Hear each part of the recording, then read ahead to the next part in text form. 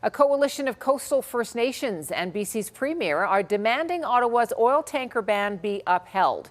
It's a wrench in the Alberta government's hope for another oil pipeline project to the Pacific Ocean.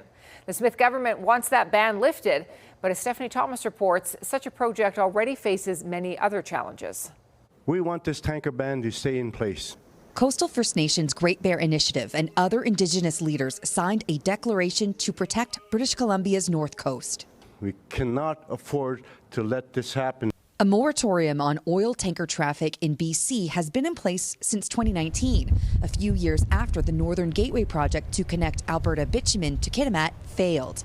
BC Premier David Eby says oil tanker traffic should never resume and opposes renewed interest in a pipeline from northern Alberta to the coast. This declaration is not a reaction to Alberta.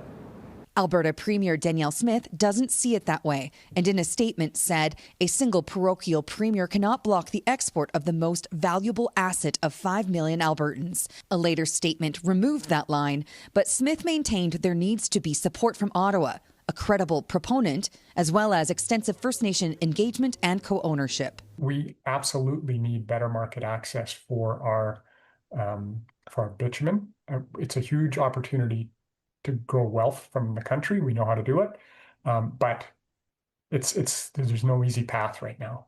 Alberta is leading a working group with 3 major pipeline companies, Enbridge, Trans Mountain, and Southbow, to explore a route to northern BC.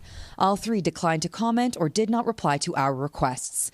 Energy experts say if the tanker ban were to be lifted, First Nations leaders may fight it in court.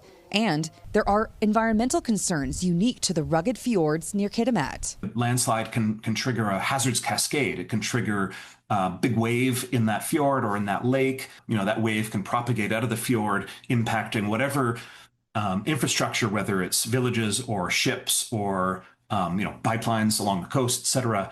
Smith has said she expects Prime Minister Mark Carney to announce changes to the tanker ban by Grey Cup Sunday on November 16th. Stephanie Thomas, CTV News, Calgary. Smith also said her government would apply for a pipeline at the major projects office soon after.